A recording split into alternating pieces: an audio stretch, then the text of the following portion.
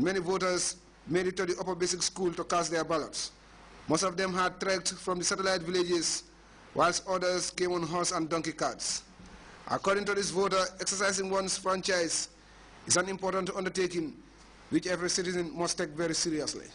By early afternoon, the weather was very humid, but this did not put off many voters in Jao and Batindar in the Upper Salon constituency. Two cousins, Amichane Sise of the APRC and Baukar Sise of the NRP, both joined other voters to cast their ballots. They both emerged confident of victory. Of course, I'm sure that I win. Okay. Yeah. Now, let us, if you, Chane, you are all from the same village. Yeah. What if you don't win? Would you be disappointed? No, not a matter of disappointment.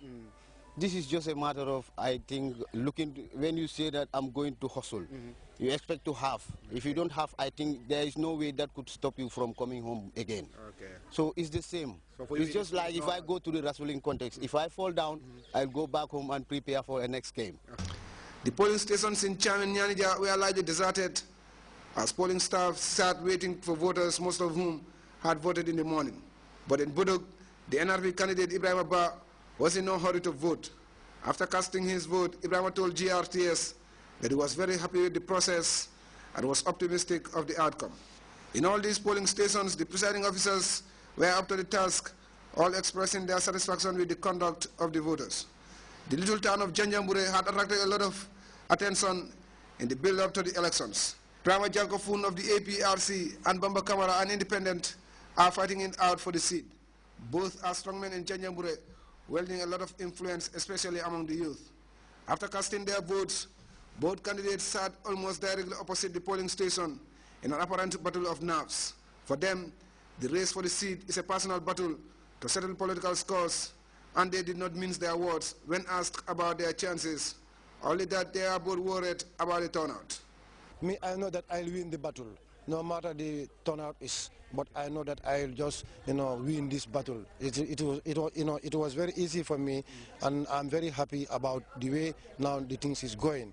Okay. The only thing is, as far as people were already registered, and then they were living here, then they have to come out. I'm worried about that. Okay. But if they don't come, it's fine. If they don't come, it's fine to me. We have a very, very, very positive festive that we are foreseeing. Okay.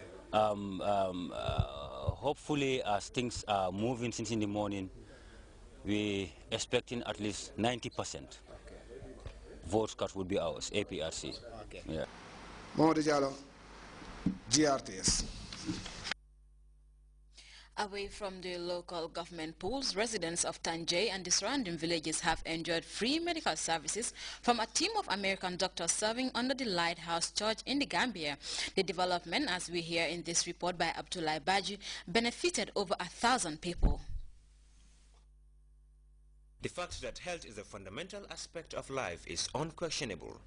The Lighthouse Church, an emerging house of worship growing in popularity around the sub-region, is demonstrating this by offering free medical services through the help of American doctors currently assisting people of Tanji village and its surrounding communities.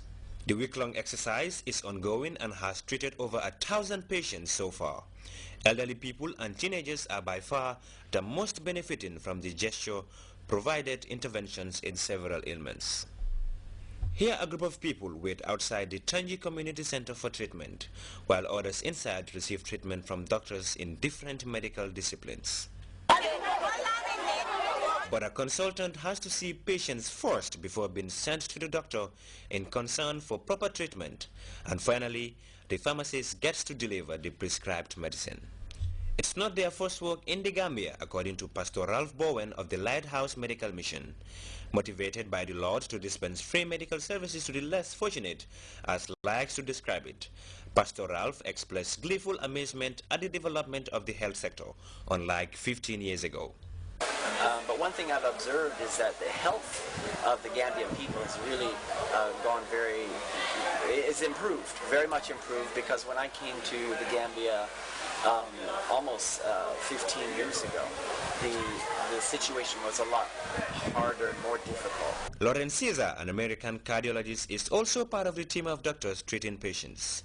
He explains the number of cases they mostly face, listing high blood pressure, eye problems, and skin infections, and among a host of other complications. Well, we have been treating a number of different conditions, including high blood pressure, which is the most common condition that we see here, as well as a variety of skin conditions, most commonly fungal or parasitic types of skin infections, and we're seeing a variety of stomach and abdominal complaints as well, and also chronic conditions such as arthritis. Tommy Moriwa, a patient waiting to be treated for eye complications, was full of optimism that this time he's going to receive treatment that will finally efface a long-term ailment. Marenda Mendy counted herself among the lucky ones who benefited hugely from the treatment. She hailed the Lighthouse Church and a group of doctors for coming to rescue her. A cohort of medical professionals in vast areas providing services for free. That's certainly a one-off opportunity, and people are making the best of it to get rid of ailments that make life a constant burden. Abdullah Baji, GRTS News. We'll be back with news from outside the Gambia after this break.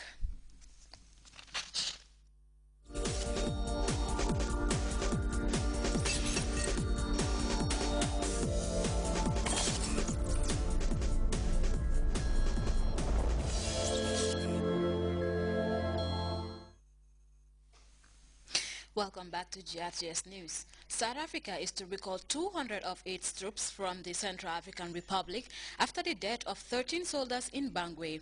The incident is reported to be the highest death toll in the country's military in over 2 decades, and former Chief of Staff of Guinea-Bissau's Navy has been arrested and sent to the U.S. to face charges of drug trafficking. For more of those and other stories, we turn to this African News Roundup. South Africa is to recall 200 of its troops from the Central African Republic in the wake of the death of 13 of its soldiers in Bangui. The deaths have caused an uproar in South Africa. It was the single highest death toll in the army in over 2 decades. South Africa has been criticized for failing to intervene in the Central African Rebellion, but its Minister of Defense said that troops were deployed in January to safeguard South African interests and personnel, not to protect President Bozizé. The position of the AU is very clear, that there could be no recognition given to any government that comes to power through unconstitutional means, and especially through a violent military coup such as the one that took place in Central African Republic. A memorial service was held this week for the fallen soldiers. The government said that the partial withdrawal of troops from the CAR would not affect the Army's ability to protect South African interests there. The former Chief of Staff of Guinea-Bissau's Navy, Rear Admiral Bubo Na Tuto, has been arrested and sent to the United States, where he is expected to be prosecuted for drug trafficking. He was apprehended in international waters off Cape Verde. Washington regards him as a kingpin in Guinea-Bissau's huge drug trade. Women in Guinea defied a government ban and staged a march in Conakry. The march was called to promote dialogue and peace in the country. No incidents were reported. This coalition of women is planning to meet later with government officials and the opposition to help resolve Guinea's political crisis.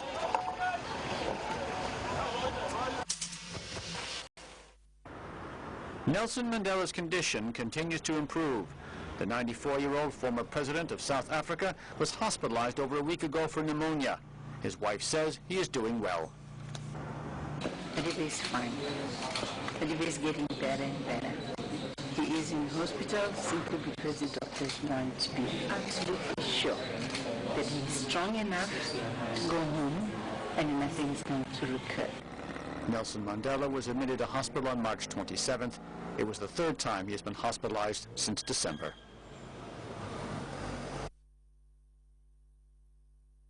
President Mohamed Morsi has visited Sudan for the first time since becoming president.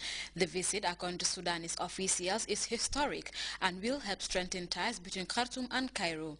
As we hear in the CFI report, Morsi's 2-day visit will explore areas of mutual interest, notably agriculture.